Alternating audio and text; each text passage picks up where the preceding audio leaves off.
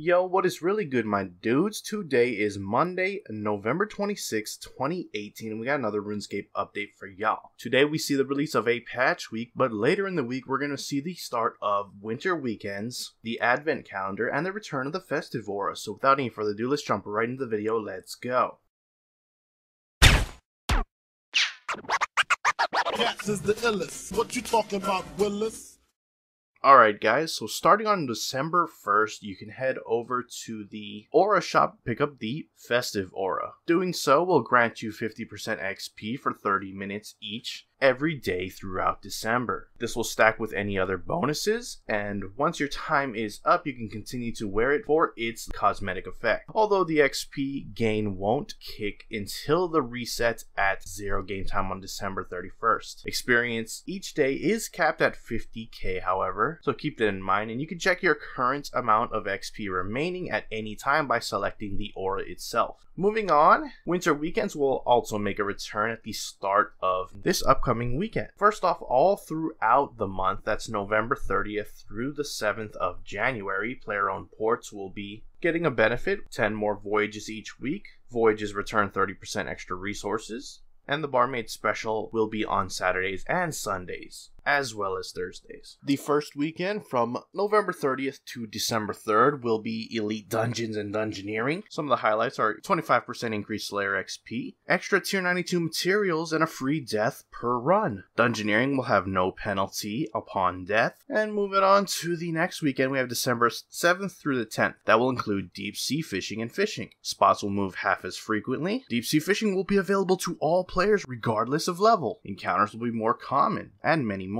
From December 14th to the 17th, we have Combat and Slayer. Charms are dropped one more than normal. Slayer XP is increased by 25%. All tasks treated as VIP. Shatter Worlds grants 50% extra anima. Ability to loot Mazcav raids once per day, and more. December 21st through the 24th, we have Gathering and Support. For Divination, you'll get your knowledge fragments more frequent, and trading spots will move less frequent in the Hall of Memories. Thieving, you get increased loot and chance for totems from safecracking. Hunter, you get a chance of 1 extra loot. Agility, a higher chance of activating the pit minigame. Following that, we have December 28th through 31st, mini games, plus 1 Castle Wars ticket per game, double accommodations and pest control, double boss kills for Dominion Tower, and plus 50% Dominion Factor, plus 50% produce points in Livid Farm, and much more cool things. The last weekend will be from January 4th to the 7th, and that includes player-owned farms and farming. You'll get an increased chance of breeding, shinies, happiness, and health for feeding, more yield from your harvest, and more beans for selling your animals. Farming as a whole has a 10% increase yield for allotments and herbs, and 20% increase yield from compost bins. That's not every single thing on offer, but those are the highlights, and you can pause at any given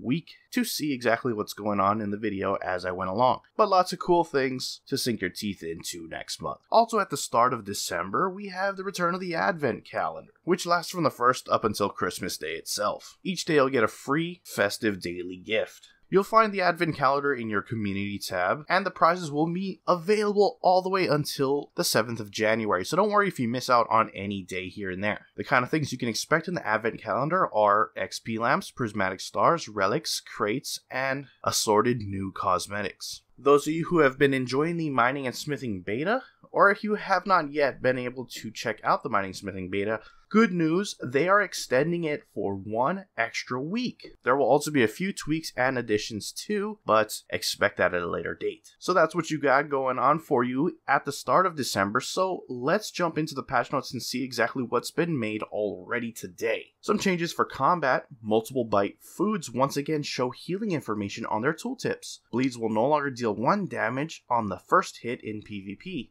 Calgarian demons can now be damaged while charging their special move. Instance creation limitation now works correctly for certain boss fights. The tsunami ability now casts in the direction of your target rather than the direction you're facing. You're no longer able to restore negative prayer points when using spirit prayer pigs. The provoke ability can no longer be queued whilst queuing isn't active. They removed some blocking which prevented Araxor from being able to move between phase 2 and 3 whilst on path 3. Some ninja fixes: shorten challenge scroll lead up dialogue with Izzy No Beard after the first time you've done the clue. Hottie holes can now be filled while the object is stored or still worn. Mutated Barge, Fury, and Flurry Codex will now broadcast to friends. Messages noting earn partially full thresholds are now caught by the chat spam filter. Ali Morrison has a right-click trade option which bypasses a lot of dialogue and allows quicker access to the shops. It's now possible to close the on-screen Treasure Hunter button when you have other interfaces open. Arcane Elysian and Divine Spirit Shields now list their passive effect on the object tooltip. Move the ready and leave options in the Dungeoneering floor complete interface to larger, more obvious buttons on the bottom. Tone down the amount of fireworks displayed when leveling multiple skills to milestones simultaneously. Increase the Pack-Yak summon timer from 58 to 64 minutes to better account for instance length handling. Aquarium building materials obtained from prawn balls may now be disassembled. Araxie's fangs, webs, and eyes may now be disassembled. Attempting to open the door behind the locked door glyph in Demonheim now unlocks the door provided your party has its key, instead of telling you that you can't reach the door. Resource information is now shown on each of the Wushanku regions on the ports management interface. Several graphical changes have been made. Small areas near the sheep pen and lumbridge now have correct textures. A small area in the lumbridge with outdated textures have been updated and is now consistent with the surrounding environment. Remove force walk tiles by the rock in North Lumbridge. The golden cane will no longer cause clipping with the icon on some retro skill capes. Remove floating tile in the games room. Fixed a gap that appeared when players equipped Dragonbone gloves and plates. Some torch particles have been added to Yanel Dungeon. Fixed some graphical issues near the dig site. Fixed some issue with main and offhand items not recoloring correctly. Remove the strap on the steel hatchet when it's sheathed. Fixed the graphical issue with a structure inside Tower of Life. Fixed some texture issues on bronze plate legs. A willow tree near the Tower of Life has had their branches surgically reattached. Bronze plate skirt no longer stretches in combat when worn on a male character.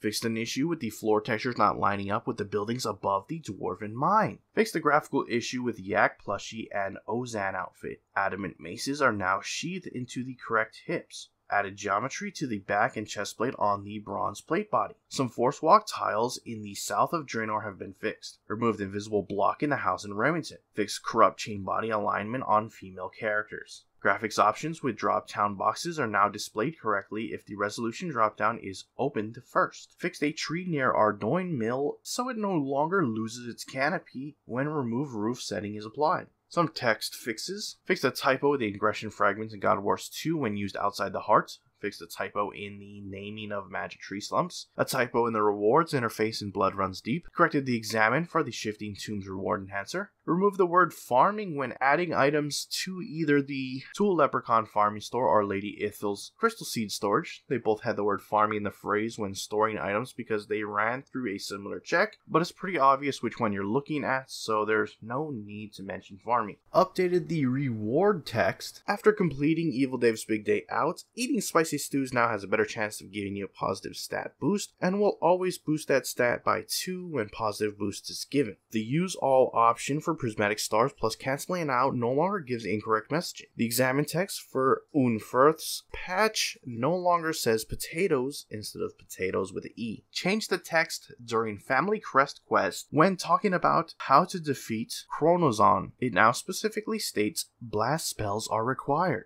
Some other changes: chat messages for destroying herbs with the herbicide and when attempting to use a spell without the required runes are no longer duplicated. Malignius Mortifier no longer is a chat option about magic secateurs before you start the fairy tale quests. An incorrect Wisp spawn location has been removed from the Wisp of the Grove D&D in a Lost Grove. Fixed an issue with the text running outside of its limits of interfaces at shops. Fixed an issue that is preventing daily parcels from being consistently given out. Fixed an issue where new players in the Legacy mode were unable to find the path system interface. Closing the Treasure Hunter item information interface now returns you to the Treasure Hunter. Information text is no longer cropped when attempting to sell more bamboo, reaching your sell cap with the bamboo merchant in Wyco. If a pet you own is no longer unlocked, it will now be removed from the summoning cycle when you add a new pet to it. The Nowhere option on the Ring of Respawn no longer teleports the user to Lumbridge. If you have a Dominion Medallion keepsake, you can now reclaim it from the strange face in the Dominion Tower. Compacted silver jewelry will no longer degrade to dust. The message for a grapple breaking no longer appears when using the grapple on the tool belt since it cannot break. Reduce the painted down area of Manor Farm, which was covering a wider area than perhaps needed. This meant farm checks were running when you walked from places like Ardoyne Lodestone to the Fishing Guild. The areas have now been tightened up to only cover the outskirts of all pens and the hives. You can now chat to Granny for access via a right-click option about which contract buyers should turn up. Timing restrictions will still apply, in that you have to wait until the next day for them to turn up. Doing this will overwrite the standard game mechanic, but that can be turned back on by chatting to Granny at any time. Small, medium, and large buyers can now each individually be set. Players who were in a bad state during the In Branches of Darkmere due to a reset and could not get the required mysterious medallion can now search the coffin to have their variables corrected and receive the medallion as normal. 2 tiles in the northwest paddock of the player-owned farm should no longer cause the player to be stuck under certain circumstances. Pirate Treasure Quest reward no longer references unlocking pay fare option on sailors. Players are now directed to the correct settings interface to access any bought loot beams from death. Added banana pizza to the cooking skill guide. You can now visit another player's Uncharted Isle. With this update, you'll also be able to toggle restrictions on who can visit your island. Speak to Quartermaster Gully to travel to another player's island. You can also toggle island settings on island options and allow everyone to visit your island, friends only, or no one. Visiting another player's island will not be able to use the skilling resources there, nor pick up any of the island customizations. However, you'll be able to catch any birds or implings there. You'll also not be able to loot treasure hunter chests on claimed islands, and if you log out on a player island, you'll be teleported back to Waiko. If a player had their barrow's entrance set to Acrace's sarcophagus but have since lost access through, for example, defense reset, they can now access the barrows through Varric's sarcophagus. Spirit Yaks from summoning and Zygomites from farming will now be able to be harvested with a full inventory, where one of your items, yak pouch or mushroom, will be replaced as it reveals itself to be a creature. There was an erroneous check for contract buyers that meant if your first login of the day was on a free-to-play world, the buyers wouldn't refresh when they were supposed to. Now, if you're a member on your first login of the day, despite what world you log into, the contract buyers will correctly refresh. A number of safety precautions have been added to players who are in the new character name interface. Adjusted values of shiny boosting traits from Sparkling +1, Glistening +1.5, and Radiant +2.5, which is an increase overall if you stack all 3 on the same animal. And finally, they've removed a guaranteed drop of Ghostly Essence when the As the Rooster Crows player-owned farm animal perk is active. Now only increases drop chances for an amount of kills after you hear the roosters crow as described. And that is it for your patch notes. Links to everything discussed in this video will be down in the description below. If you want to go ahead and check those out for yourself, head on over there to do so. With that, I'ma wrap up the video there. If you enjoyed it, hit that like button. If you're not subscribed yet, hit that subscribe button. Anyways, I appreciate you watching. I am out. Peace.